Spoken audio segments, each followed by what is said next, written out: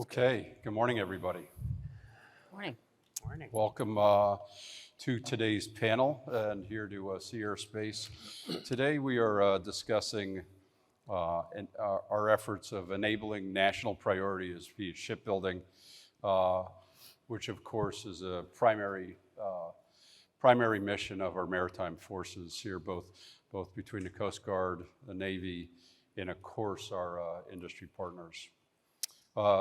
So as we get going here, I'll kind of set the stage a bit, and I'll introduce our panelists, and they will talk about their portfolios, and then we'll do some question and answer. And we're using a QR code system for questions. Okay, so hopefully you're all plugged into that. Very simple like shipbuilding, right? So I'm Jim Downey. I'm the commander of Naval Sea Systems Command. Assumed command from Tom Anderson back on early January, and just loving the job, and don't have a lot to do each day. So that's a little bit of a joke, so let's loosen up here, okay?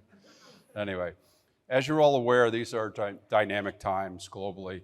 In Europe, Russia is into its third year of its war of aggression with Ukraine, and as Russia again goes back and forth, but is leaning towards making headway against Ukraine, we are reminded of the danger of that regime poses to democracies of other nations around the world, and certainly to our own national security.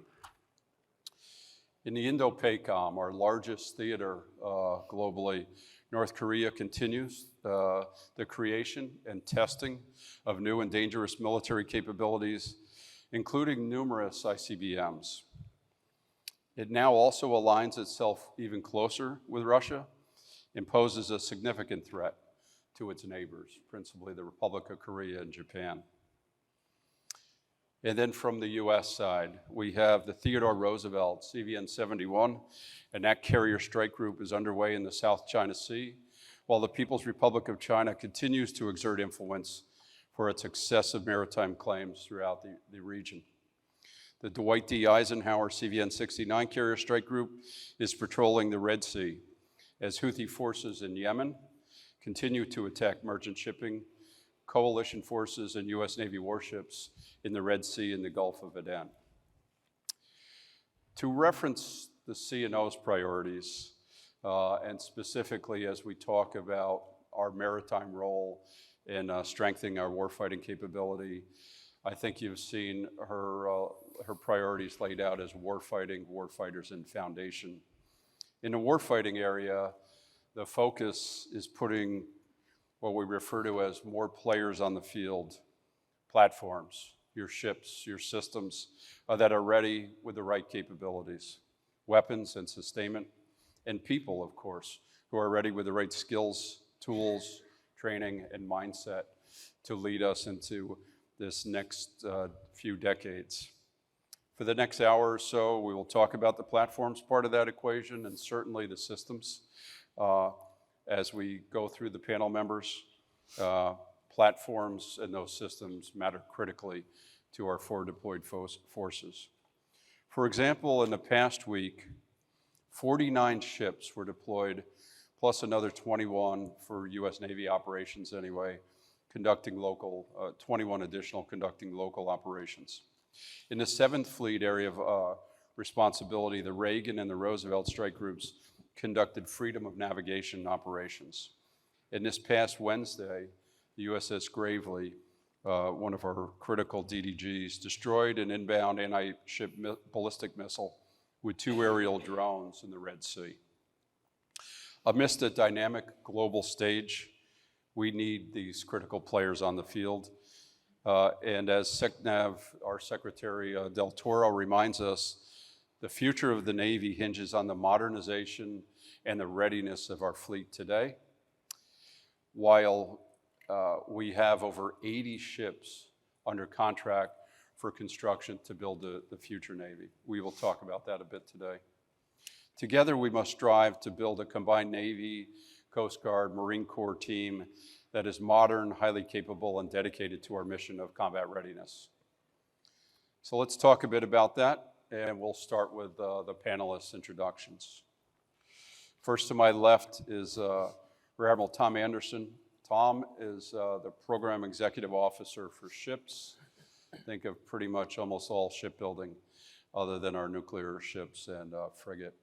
Tom leads one of the Defense Department's largest PEOs and manages the design and construction of destroyers, amphibious ships, special mission and support ships, as well as a wide range of boats and craft for U.S. agencies and foreign military sales. Ladies and gentlemen, Admiral Tom Anderson.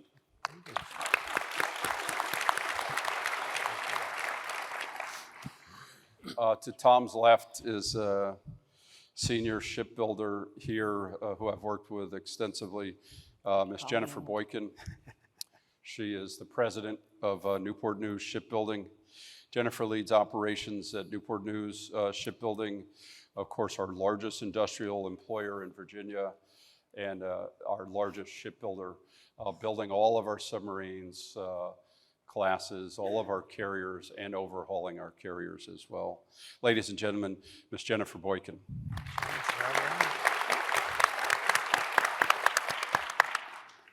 To Jennifer's left is Admiral Chad Jacoby.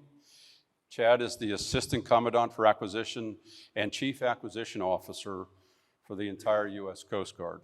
Chad directs efforts across the Coast Guard acquisition programs, acquisition support, the people, the financing, the contracting, and the research and development activities Coast Guard-wide. Ladies and gentlemen, Admiral Chad Jacoby.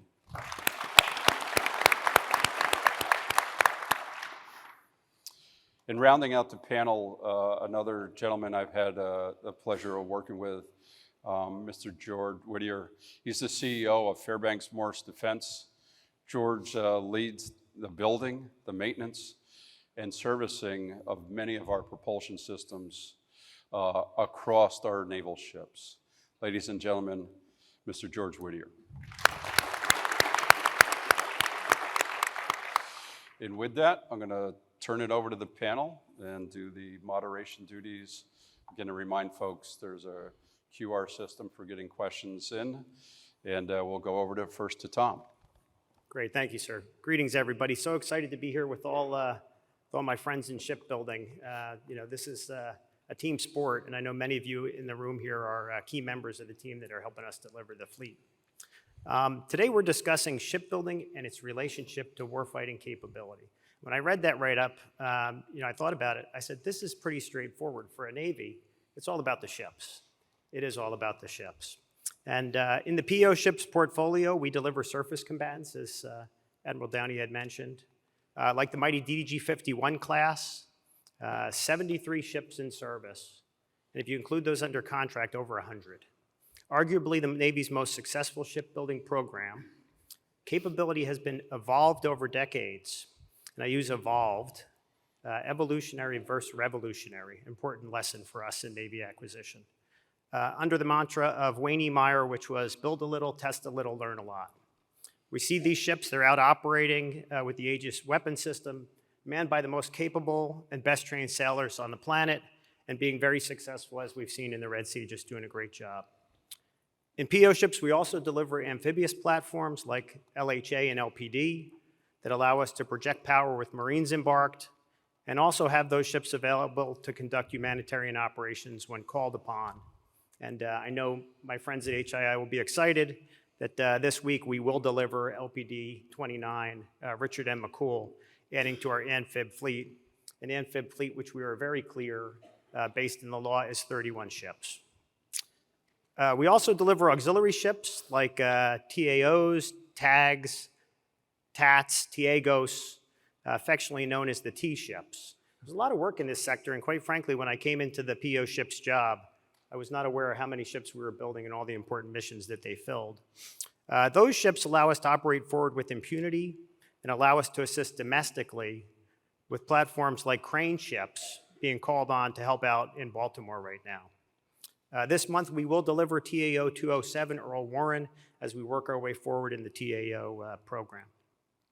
And while I can report today that PO ships delivers the most capable surface platforms on the planet, that is no guarantee for tomorrow. It requires us to work in and out every day to be the world-class acquirers of ships that our Navy needs. We do that with an exceptional military, civil servant, and industry team, and it is a team. And I guess the main theme I want to leave you with here today is that there's room on that team. We have exceptional jobs in the Navy, both military and civil servant, in our shipyards and their supply chains. Trade jobs are among the most pressing needs for us right now. These are careers with good pay and benefits, stability, and doing work of national importance. It really, truly is a mission that matters. I know that resonates with everybody in this room. I think we're all aware that gone are the days when a hiring sign out in front drew a long line of qualified candidates. That's not the world we live in anymore. An important part of attracting and retaining workforce is creating an environment which provides quality of service. You hear that in our Navy with regards to our military, but it's equally as true with our civil servants and our industrial partners. You are all part of our warfighting mantra. We look to create an environment where coming to work is an environment where personal and professional needs are being met. We, the government and industry, are working to do that better, understanding that a holistic approach to hiring and retaining talented workforce is necessary to deliver at scale and at the pace that's required. Today, my ask of you, as you get ready to ask me questions, my ask of you is to join us by being recruiters for our Navy, talking to those who are looking for a noble profession. It's a key enabler to CNO's call to get more players on the field and ultimately achieving what we in PEO ships are all about, delivering warfighting capability to the fleet in the form of ships. Thank you. Thanks very much, Tom. And as you heard, a very significant part of our 80-some ships that are currently under contract, with 57 actually in construction right now. With that, I'll go over to my friend and partner at Newport News, Ms. Boykin. Okay, thank you, Jim, and thanks to the Navy League for hosting this panel and for inviting me to be part of it this morning. I am proud to be here representing 26,000 women and men shipbuilders at Newport News, Virginia. We are working on, as you heard, building, overhauling, and preparing to inactivate all of the Navy's nuclear-powered aircraft carriers, and we are busy building components of every submarines in the Virginia and the Columbia class. Today, our portfolio is building 3 Ford aircraft carriers, 2 Nimitz-class carriers. One just came out of dock and is in RCOH, and one in the planning phase. 12 Virginia-class submarines, 2 Columbia-class submarines, 2 Los Angeles-class submarines, all in different phases of construction and planning, and all dependent on a very capable, strong, albeit younger team across the board. This team is laser focused on ensuring that we meet the Navy's needs today and for tomorrow. And as you've heard a lot of discussion, that really means getting those assets in the fleet means continuing to have a strong workforce. So we find ourselves at a pretty unique time in history. Admiral Downey talked about what's happening in the world, which is driving the need for greater ships. And this is happening at a time, this demand for ships, generational demand is happening at a time when fewer people were coming into manufacturing even before COVID. And then that just became more challenging during and after COVID. And that's a challenge not just for the primes, but it's a challenge for all of our suppliers across the supply base. So to make sure that we meet this challenge, we have to, in partnering with our Navy partners, we have to be innovative, we have to adapt, we have to try different things, we have to fail fast, so that we can make sure that we continue to get the workforce that we need into the prime shipbuilding shipyards as well as our supply base. So from a numbers standpoint, you've probably heard on a couple panels, just for the submarine industrial base, the demand is about 100,000 jobs over the next decade. So 10,000 jobs a year for 10 years, at a time when both hiring and retaining workforce is more challenging. And at a time when our supply base, the nuclear shipbuilding supply base, has gone from about 25,000 suppliers at the end of the Cold War to roughly 5,000 suppliers today. still across our United States, with a handful abroad. So this morning I don't know how many of you were able to join the Center for Maritime Strategy breakfast, which was great. It was moderated by Admiral Fago, and Admiral Fago brought up Freedom's Forge. And while everyone in this room does understand the need to make sure that we add resources to this industrial base to accomplish what we need to, and we do refer back to, this nation has had challenges like this before, and we've been successful at it. I always think that for us to be successful going forward, as we look back, we need to really recognize some of the important societal differences between that time and now. So for one example, Rosie the Riveter is not in the kitchen waiting to change her apron to an auger. She is in the room where it matters. And African Americans, Asian Americans, and other minority groups who were not able to get work during that time are in our workforce today. And while there's still a ways to go, I think we should really recognize and honor the diversity of today's national workforce. I'm proud to represent a leadership team, an executive leadership team, where 35% of this executive leadership team are women and persons of color. But the point is, the industry today is inclusive of all Americans, and there's not a large population of American citizens who are waiting to answer the call. So that means that we have to do things differently. Also, you think about the people coming into the workforce today. Rosie the Riveter may not have known on day one the difference between a Phillips and a flathead, but I can assure you that she knew clockwise and counterclockwise. And this new generation of workforce that's coming in have some mad digital skills, but I can tell you that just the normal consumption of smartphones and Apple Watches have kind of changed the way they think. And so, lefty loosey, righty tighty, which was the first thing I learned as a cadet at the Merchant Marine Academy, doesn't necessarily mean something on day one.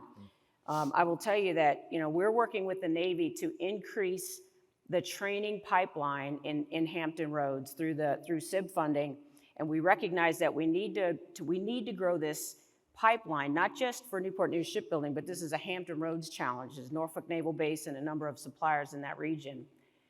Today, about 15% of my workforce come in through that pipeline, meaning they've had some amount of training, and our objective is to get to about 70% by 2028. And one of my executives went to one of these training courses to sort of welcome people and to talk about the importance of what they do. And the mindset was a little different. Now, these are great Americans, and they're going to be great workers. But their first challenge was, I'm ready to go to work. I wish the teachers would stop just talking about safety, and we just want to go to work. And the response was, believe me, when you go into this industrial environment, you really want to have the safety lesson. You need to understand that. And then they were, mechanics were talking about their tools, and they were asking the teacher if they used the positive tool or the negative tool. And they were talking about a Phillips or flathead. So, again, these are going to be great shipbuilders, but we just have to recognize the challenge. And as a nation, we have all but eliminated vocational training in high schools. In the last few decades, since the end of World War II, we have really encouraged our children to get 4-year degrees. And as a nation, I would say one of our biggest challenges is we need the collective gumption to reassess and stress the honor of the industrial arts.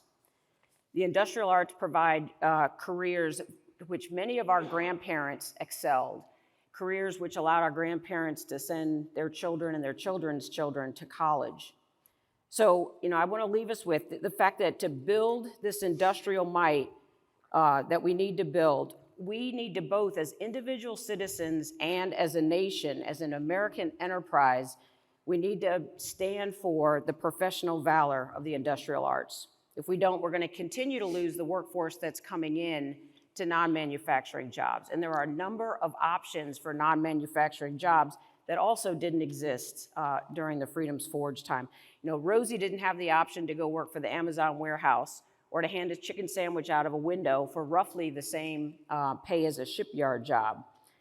Today, there's a demand in all these sectors, and it's really our responsibility, working together as an industry Navy team, to make sure that as early as, you know, K3, K4, we're directing and informing parents, teachers, educators that this is a path that is bright and promising and important to the nation. I will tell you that we've started a couple of programs about 10 years ago, which is now in 2 junior high school programs in Newport News, called Girls with Engineering Minds in Shipbuilding. And it's shipbuilding volunteers going into meet with 7th and 8th graders to introduce really just basic STEM, and to talk to them about, and their parents, about all of the opportunities, the employment opportunities that they have if they think about something non-traditional. We don't say non-traditional when they're 12, but that's what, you know, that's what we're saying. And after a couple of years of that, we realized we also needed to bring the teachers in. So we have summer intern programs for teachers and for school counselors to really understand that, you know, the shipbuilding industry, and Newport News shipbuilding in particular in our region, provides so many opportunities that aren't, you know, what you might imagine of the big fire pouring, smoke producing, dangerous industrial environment. As a result of that, I will tell you, we've turned a few teachers into shipbuilders, and we're getting into more of the classrooms across the nation. So the final thing I will just talk about with this workforce is really making sure that the leadership team understands, you know, back to the quality of service and quality of life. The leadership team needs to understand that we're leading a different workforce, and they want to learn and understand how they connect to this mission, how their particular job connects to the mission. And they want to understand what opportunities they have. And to them, sometimes mission isn't necessarily, you know, just the ship going into the danger zone, but sometimes to them, the mission just means why this bolt connected to this piece of steel matters. And so we're investing in leadership development at all levels of leadership, including myself, to help make sure that we can best lead the team that we have today, the generation that we have today. And that's really focused on 3 things. The first is helping each person understand the importance of their role and how their role connects to something bigger than themselves. The second is providing performance transparency. Each one of these teams wants to understand if they're winning or losing every single day. And the third is making sure that we have an environment where any employee can stop the process if they feel unsafe, or if they're unsure of how to proceed, or if they just have a question or an idea. So again, it's a full frontal assault from, you know, K4 through high school, to make sure that as a society we're helping people understand this is a place that we want to go. And I will leave you with this. If you ever find yourself in a group and you're talking to a daughter or a niece or a neighbor, and you say something that sounds like, well, you probably don't want to do that. It's, you know, it's mostly men, or it might be dangerous. You might be part of the problem. So I encourage us all, you know, your daughters should want to be shipyard presidents. That's the national imperative. So thank you very much.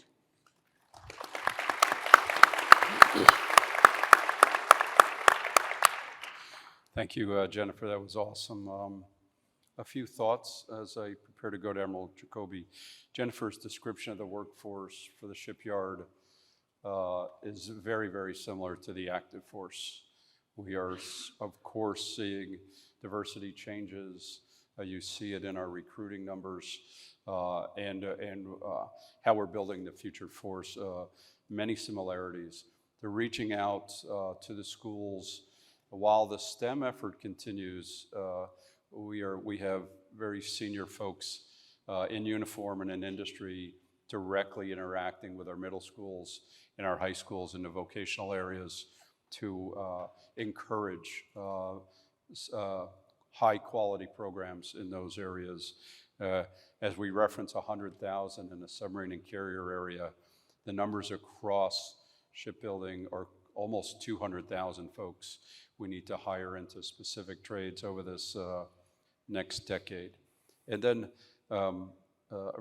the priorities for the workforce and the transparency is very, very similar to Navy's Get Real, Get Better effort on where are we, how are we doing, what are the barriers that need to be removed for us to be successful to deliver our ships on time. So as I referenced the ships as the players on the field, of course the players in the shipyard are folks that we need to attract, retain, and see them flourish on these efforts. This is our key challenge here for today and in the foreseeable future. Thank you, Jennifer. Now we'll go over to one of my key counterparts in the Coast Guard, Admiral Chad Jacoby. Morning, everyone. And thanks to the Navy League for bringing us all together. And thanks, Jennifer and George, for bringing the industrial perspective to the panel. As we get after, how do we build more ships, build ships faster? The Coast Guard needs to modernize its fleet. We keep our ships for 40 or 50 years, so when we get around to replacing them, it's urgent, and that's the situation we're in right now. The Coast Guard needs the assets for national security. We need the industrial base for everyday, DOD and DHS work, but we also need, in any situation of increased operations, we need that industrial base even more. So we need it today, we need it even more in the future.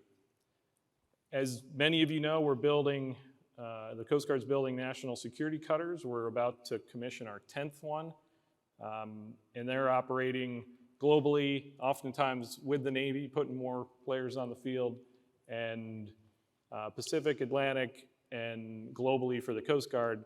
And we're continuing to build. We've got another one under construction right now. We're building the fast response cutter fleet, which is probably our most capable, flexible asset we have. We've got 65 on record. We crank out a new one every 72 days. So very mature production line and already stationed from Alaska, Florida Straits, Pacific, Persian Gulf, all over the world. We're also building the offshore patrol cutter. We launched the first one 6 months ago. We've got 4 under construction. We've got a second shipyard spooling up to keep building OPCs. We've got 15 on record, and we're going to keep building after that. You may have seen a contract award for what's called a Waterways Commerce Cutter from the Coast Guard. So 30 more ships, mostly focused on inland construction or buoy tending, but great example of the government issuing requirements for commonality, working with industry, developing a design that once we get going, we should be able to crank them out pretty quick and then replace a fleet that's 50, 60 years old, maintaining waterways for commerce up and down the inland rivers and the coastal areas. And then Polar Security Cutter. There's an urgent need to get U.S. presence in the Arctic. So the Coast Guard and Navy are working together to get the Polar Security Cutter built. I'm happy to report we're welding. We are fabricating. We're going 3-dimensional on modules. We've authorized 3 prototype modules to be constructed, and they're all in different stages down on the Gulf Coast, all with an effort to learn from those prototypes, roll that back into the estimates for cost and schedule, mature the overall design so we can get to production this year. So critically important we get to production, get the Polar Security Cutter started. And as I look across the Coast Guard portfolio, I think you'll hear many people talk about the need for trades, for welders, pipe fitters. I would add to that, many of my programs are, the critical path is getting the design done, getting the design mature. So also a need for engineers, modelers, designers, C5 engineers as well. So I'm seeing it on both ends. Limitations of getting to production, and then once you get to production, the manpower to build out the ship. I will say the Coast Guard's trying to engage with industry differently. Maybe 20 years ago, we could just float a fixed price contract out there and have somebody pick it up and run with it. We're doing more industry studies, what we call special studies, where the government acknowledges that some either technology needs to be matured or some process needs to be tested out, and we share the responsibility with industry to say, okay, the government's going to pay to perform this study, perform this action, and then we'll roll those results into the contract and into the production.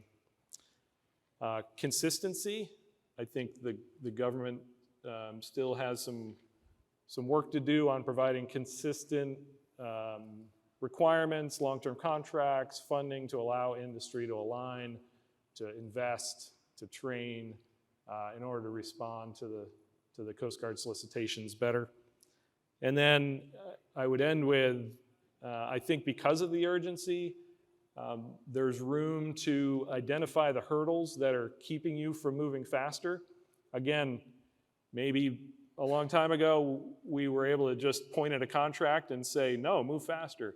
Now, because we need to grow the industrial base and we need to get ships out faster, anyone who can identify, hey, if I did this, I could build better, I could build faster, there's room to knock down those hurdles because we all want the same thing, more players on the field. So thanks for everyone who is already working with us as we build the fleet, as we design the next fleet, and I look forward to the questions, look forward to keeping it going and going to the next level to build more capability. Awesome, thank you, Chad. And of course, Chad and Tom are teamed on the Polar Security Cutter. And several of us here and elsewhere between Coast Guard, Army Corps of Engineers, and Navy are teamed on multiple salvage operations globally, in addition to Baltimore. The operations going on there, I bring it up because it draws on some of the very same capabilities. Diving and salvage, which works on our ships and in service principally, but also heavy lift, welding, all sorts of demand signals there. On the work on consistency, it's very similar on the Navy side and principally on design progressing and closing those agreements between Navy and industry on very specific design products as we build our ships. This is an area you'll see us focusing on nationally, on our engineers that we have in industry and Navy, and being prepared for not only the multiple new ship classes we're undertaking now, but several big significant programs coming here in the future. And now we'll go over to my friend here from Fairbanks Morse. George, over to you. All right, thank you, Admiral. Good morning, everyone. It's an honor and a pleasure to be here on behalf of the 1,500 or so Fairbanks Morse Defense employees.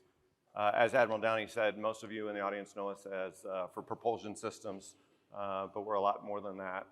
We make elevators, cranes, valves, motors, all of it's dedicated to the Navy and the Coast Guard, our core customer. I wanted to, as I was thinking about my remarks, and then I wanted to just mention what Jennifer, when she talked about Freedom's Forge, which really just struck me because I'm passionate about that book. And some of the lessons from that book I think we can adapt today outside of Rosie the Riveter. By the way, at Fairbanks, it was the Fairbanks Ferry. It was not, we didn't have a Rosie the Riveter, but we had many, many, many women that came and built engines back in the 1930s and 1940s. But what's striking about that is that in late 1930s, the two heroes of the book, Kaiser and Knudsen, got ahead. And they were ahead of the government, they were ahead of the world. They saw the problems coming and they started to build. And if we didn't do that, if we waited until 1941 or 1942, the war would have taken several years longer to commence. And I thought that's an interesting lesson. And there is a lot that I think is happening in the United States today to support that. There are state level organizations that exist.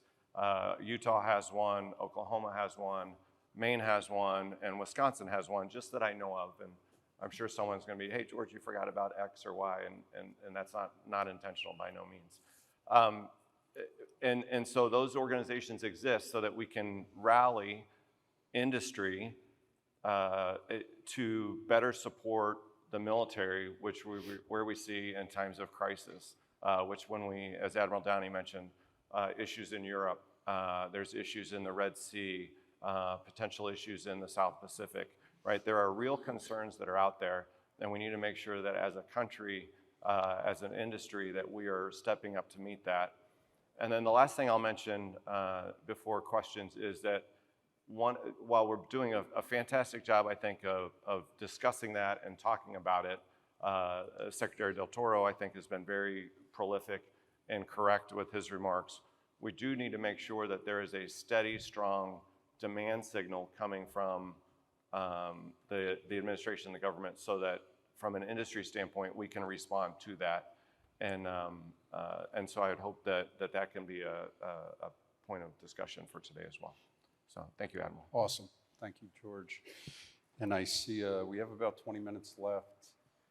Folks, please use the QR system on questions.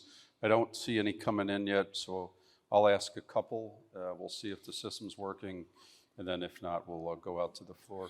So 2 questions, one for the Navy and Coast Guard reps, and then one for the industry leaders. So I'll give them both out there and ask you to respond. So for Navy and Coast Guard, what are you doing through your partnerships with industry to stabilize our shipbuilding and acquisition programs? And then a similar question for industry. What are you doing to help stabilize the supplier base related to our programs? So Tom and Chad, I'll go over to you guys on our program stabilization and future. I can talk about that a little bit. I would add to that team, I would add Congress. So what is Congress, the Navy, and industry doing together to stabilize the industrial base? I'll start with really well-proven methods that we use in contract vehicles and authorities, things like multi-year procurement. So for the DDG program, a long-standing program, multi-year procurement allows us to buy those ships efficiently and effectively, clear demand signal both to the shipbuilders and the suppliers, and that's tried and true. Last year, we just put in place another 5-year multi-year for the DDGs. Congress has given us some authorities in other programs. Right now, we're attempting to take advantage of the multi-ship language that Congress gave us for amphibs, which would allow us to buy different classes of ships together in a multi-ship buy. There's also block buy authorities that Congress has given us. They exist in the Ship-to-Shore Connector program and the TAO program. We're looking to take advantage of those to allow the government and industry to come to terms on contracts that span years and give good stability to the shipyards. And quite frankly, as we do those in large numbers, it actually gives us leverage to have discussions with the supply chain to talk about all the things that we need across multiple ship classes to stabilize their production lines as well. So I would share that as an example of stability. I also share for the PEO ships portfolio, Congress has been very generous in surface combatant industrial base funding. This is funding that allows us to invest both in the shipyards and in the supply chain. We've had a really good effort teaming with BIW and HII to reach out to suppliers, to find suppliers who can increase capacity, capability. Maybe you're interested in even going into a aspect of supply where we have vulnerability with regards to single suppliers, and to mature those suppliers through investments in them to expand our capacity going forward. So those are a couple examples where we're working that. Thanks, Tom. And as we look at shipbuilding, we do see, of course, a direct relationship with those multi-ship buys and the stability of those programs to schedule and cost adherence. It certainly provides the opportunity for a strong supply base and solid performance. Thank you. Chad, thoughts? Yeah, just probably three things. One, we're making sure the Coast Guard provides their demand signal to the Navy's efforts to, train welders, increase trades, so that we're looking at the whole shipbuilding base. That's one.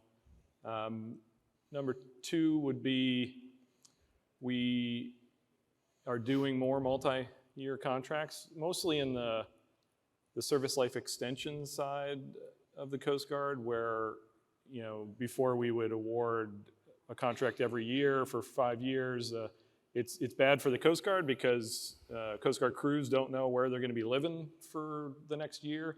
And it's probably really bad for industry bidding on 1/5 of a program. So we're having a good record of rolling those up, getting the authority to do the long-term contract.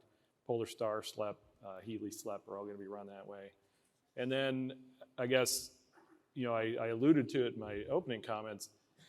Because of the need, we are working with our existing contractors, and we're modifying contracts. We need these ships, and we need the shipyards to stay alive.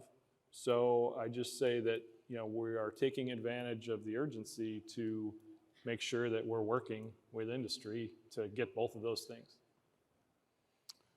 Thank you, Chad. I'll go to Jennifer and Chad, and then thank you. The questions are pouring in now that I poked. So as I go to the audience questions, last one here. So for Jennifer and George, what are you doing to help stabilize the supplier base, or maybe more importantly, what can we do with you to help stabilize the supplier base? Yeah, I would say, again, in full partnership with our Navy partners, the signal is important, and also as a key part of that, really working with the Navy to make sure that in our supply base, we really have a good view of where production lines that are hot will go cold if we don't get advanced funding. And we've got a great partnership to make sure that we get advanced funding that can target those suppliers, that keep those suppliers, those hot production lines going. And then the other way that we have a good history of partnering is through capital incentive to make sure that we're either upgrading or adding capacity and capability in the yard. In the North Yard at Newport News, if you haven't been there in 8 years, you really wouldn't recognize it. But by the end of 2026, we will have added 560,000 square feet undercover manufacturing space and some pretty impressive manufacturing fixtures for submarine construction. And then I would just say that the third area is really relative to quality of service. We've always had a strong partnership with our city, the city of Newport News. They have a downtown redevelopment plan, which they'd started a few years ago. There's kind of a couple of different districts down there. But now in partnership with the Navy and the state, the city and the shipyard, we're all really working together to make sure that we can bring that kind of those additional quality of service and quality of life components to both shipbuilders and sailors. Thanks, Jennifer. And as some of those programs involve parking and housing and MWR-like capabilities, a lot of that is for our sailors, and some of it is for our workers in the yards as well. George, thoughts there? Yeah, maybe I can add two things. First, agree with what Jennifer said and about supply and steady demand and funding. Obviously, for anyone in the industry, that's very critical, and we'd like to ensure that we see that to keep production lines moving. And then I think the second thing, and this is maybe more specific to Fairbanks Morse, but it echoes, again, one of Jennifer's earlier comments when she talked about the supply base has gone from 25,000 suppliers down to about 5,000 suppliers. And a year or so ago, I was talking to some folks at Electric Boat, and they had said, hey, we have about 350 suppliers that are just critical, where if they go out of business, it is a huge problem for the ship program. And one of the things at Fairbanks that we've tried to do actually is then go out and acquire those companies. And so where we can, how do we put capital into those companies? How do we reinforce that? How do we look at that as an asset that we can then continue in the future? There's a lot of companies out there in the supply base that are, founder-owned perhaps, or an older owner without a succession plan. And that's a national security problem for the country. And so what are the things that we can do? That's one of the things that we're doing. Okay, thank you, George. Plenty of questions coming in, about 15 minutes left. I'll give you a preview and we'll start going around. Tom, there's a couple on what we're doing with our international partners and Secretary Del Toro's efforts there that you and I are familiar with. I'll tee those up in a second. Part of the international partnership in shipbuilding industry may have some thoughts there. There's questions also about how is Coast Guard and PO ships beyond Polar Security Cutter? How is Coast Guard leveraging some Navy capabilities to accelerate shipbuilding? So on to the international. Two questions here, Tom, and there may be some interest on the shipyard or system side as well. One is, how are you taking lessons learned from our international partners in shipbuilding and applying them to U.S. domestic industrial base? Second part of that is Secretary Del Toro recently visited shipyards in Japan and South Korea and called on them to invest in U.S. yards. Have you looked into how allies can help bolster the U.S. industrial base? Thoughts, Tom, about our industrial or our international shipbuilding I'll start partners? with the first one, which All right. is the discussion on what can we learn from our international partners and how are we applying them. I would say first thing you have to have is you have to have a relationship with the international partner. And when I came into the PEO ships job, what I found was, although we talked about being world-class acquirers of ships, we predominantly looked inward. We compared ourselves to other Navy organizations. Maybe once in a while we compared ourselves through awards through other DoD organizations.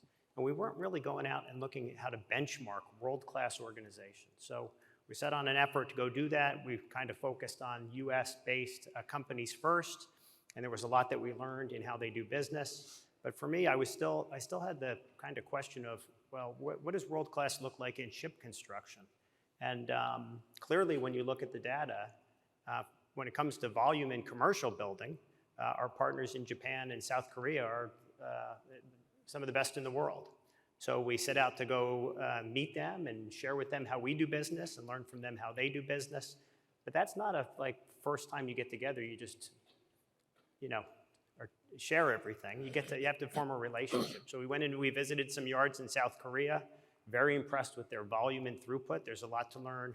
Quality of service, it's very interesting how they build ecosystems around their yards to attract and retain their workforce. There's certainly some learning we got from that. And then we reciprocated with a visit for them to come over here, and our good partners at HII and Austal and over in Norfolk at Marmec took them around and showed us how they did business. So what I would share is this journey that we're on, at least from the PEO ship's perspective on world-class shipbuilding, is really about first and foremost building relationships, getting to the place where we have mutual understanding of how we do business, and then identifying those places where there's opportunity for collaboration. Collaboration with foreign shipbuilders is not new to our US shipbuilding industrial base. Actually, there's existing relations between several of our shipyards and shipyards that exist in South Korea and Japan. We've not been tapped into that to understand how those relationships are working, but now we have better visibility since we've had those discussions. So that's a little bit about where we are with that. And then the second question? The second question was, Secretary Del Toro recently visited Japan and the Republic of Korea and called on them to invest in U.S. shipyards. Have you looked into how allies can help bolster our industrial base? That's all I'll lead in a little bit on. There's several priorities on the U.S. Navy side we're working here as part of the maritime statecraft effort. Some of it starts with our in-service ships and how can we be prepared to do maintenance globally in times of hostilities. Okay, so we are closely looking at that. We of course maintain our forward deployed ships with foreign providers. Japan takes care of 7th Fleet, of course Spain for our forward deployed DDGs, and Bahrain for those forward deployed assets. However, as we get into conflict or even preparing for conflict in battle exercises, how might we won't be able to bring those ships back to the United States and reset. So there's a focus there on how are we preparing to have the right number of ships operationally available, sustained in Indo-PACOM. So there's an in-service bit, and Tom has been focused part in that, but also on the international piece for shipbuilding. So Tom, any thoughts on the Secretary's visit and his discussions that you've seen with Japan and I think Republic I'll of pretty Korea? much leave it with the Secretary. He's been pretty clear. You know, he had the opportunity to visit. I think he was impressed by the pace at which you know, the yards he visited were delivering product. And he certainly has encouraged, if there's opportunity, bring that experience base here to invest in the United States with U.S. workers, that, you know, we'd be supportive of that. Thanks, Tom. And of course, part of the maritime statecraft effort, very similar to what we have going on in Austell and Marinette, is focused with our global partners as we get to beyond our prime shipyards. So that is certainly a focus here.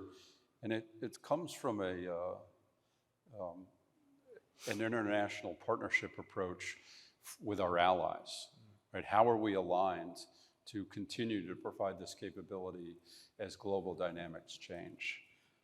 Chad, I'll go over to you on the question was, other than the partnership between the Coast Guard and ships on Polar Security Cutter, PEO ships, how is the Coast Guard leveraging Navy capabilities and processes to accelerate our own shipbuilding efforts? I guess our own is someone from the Coast Guard, but Yes, sir. over to you. Yes, sir. I'd say across the board, you know, our most public partnership is the Polar Security Cutter, but every program, the Coast Guard's a small service, so we need partners. So we leverage NAVSEA, the SOUP ship organization on all of our programs to monitor construction. We also have exchange programs where we send people back and forth in a formal way, and we have a kind of informal, we trade people all the time. You know, the Navy hires Coast Guard people and the Coast Guard hires Navy people. But the most probably physical thing that we do as a partnership is Navy-type, Navy-owned equipment, where every Coast Guard ship that we build has, I think the National Security Cutter has 26 Navy-type, Navy-owned systems, and that is how we make Coast Guard cutters interchangeable with Navy ships that can fill a role in a battle group, can steam with the Navy seamlessly, provide, you know, combat weapons system information, communication system, just like a Navy ship. So we're very grateful for the partnership there. So we're cranking out white ships with a stripe that have a lot of the capability that the Navy needs as well. Okay, thank you, Chad. There's a question here for our industry leaders, and it gets into contract types, risk sharing. So the question is, for our industry partners, what are your thoughts and perspectives on contract types, shared risk between the government and industry, and how that ripples down your supply chain? Well, I think there's a pretty common understanding of when, you know, what type of contract type is appropriate. I mean, you know, we know when we're building a first of class, you know, fixed price contract doesn't really make sense. I think through, you know, we have pretty long and closely knitted negotiation teams that, and their responsibility from, you know, both parts, industry and Navy, is to really make sure that we understand what the risks are for any given program or for any given contract, and that those teams are professionals, and they set up a contract structure that enables the sharing of the risk, and so that both parties, you know, do carry risk. And then once the contract is signed, the real work begins, which is to make sure we keep the risk in front of us, and we have risk mitigation plans, and we have action to drive the risks down, and we're all you know, looking at the same data. I think, you know, I'll just say, generally speaking, for the supply base, we would do the same thing. If it's, you know, if it's a third or fourth or fifth sort of contract cycle, there's opportunities for the prime and the supply-based partner to share risk that's known differently than if we're starting. It's a new system, and there's still some some development that's being done. So, you know, the people that do the contracts work in both in government and industry are very good. They're very smart. They're professionals. They work well together. And the job for the entire program is to make sure that the risk is understood. Now, what you know, I'll tell you, the vast majority of our contracts that we have in our portfolio today were signed pre-COVID. So right now we can say there's risks that exist that weren't reflected in the contracts that we signed pre-COVID. And even then, I think as we have a strong partnership and we're on the same team, the teams continue to work through, you know, the best ways to sort of deal with those risks as they come up. Thanks, Jennifer. And as I go to George and we kind of focus on contract type and sharing, I'm sure the leaders here would agree. It's also the timing, you know, the predictability of when we're going to buy something, the quantity that we're going to buy can be as big or bigger a factor than the contract type as well. And that's where as we measure performance, our best performance is where we have stable, predictable demand signal, a slight increase in slope on quantity, but as we change those schedules and plans, that has a very significant effect on the nation and our other partners. George, other thoughts there? Yeah, I can maybe just add exactly to what you said, Admiral. And when I think about I'll talk about the AMPHIB program, you know, for example, where the biggest risk is really when do you start releasing material based on what the demand signals are going to be. And so how much risk does the shipyard take? How much risk does the supplier take? How much risk is the Navy taking? And so outside of, you know, contract vehicles, I tend to think about it more as how much risk is out there and then how much certainty is there in the plan that we know we're going to build X number of ships in this class or that class. And that's how we manage it internally. But a lot of it is just about risk, as Jennifer mentioned. Okay, thank you. One on 3D products and similar solutions. Are there any 3D visualization software solutions or innovative solutions being used to monitor the build processes of ships, submarines, to track defects and integrated build data with your current operating data? I'll do a lead in. We've spent a significant amount of time on that and investments in multiple ship programs. I've been closest to the carriers of late. And of course, 80 and follow, we're building in a digital environment completely. No paper drawings whatsoever. So the arrangements, how you assemble the systems, the actual hull units, is all done in a 3D manner.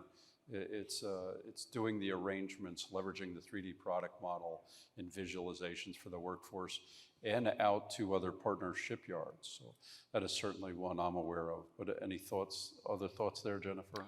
Yeah, I think, you know, kind of back to the digital ready workforce, it was a big bet when we, part of what we negotiated with the 2-ship buy was joint investment to enable us to build CVN 80 digitally, so literally, as Jim says, with tablets. And we wanted to do that to sort of de-risk Columbia because Columbia is also digital build, and 80 was sort of ahead of that, so it allowed us to get our business systems and workforce and, you know, get moving through that process. The thing that's really, and we have continued to find ways to leverage that. We've continued to find ways, and when I say we, it's really the workforce. It's both the engineers, the designers, and the people on the deck plate who now have a tool set that they can come up with ways to better leverage that. So safety risks of the past now go in. If you're going to do your next job, you can easily see where injuries occurred in the past. Quality data goes in, so you can see on your tablet where it was built wrong prior to that.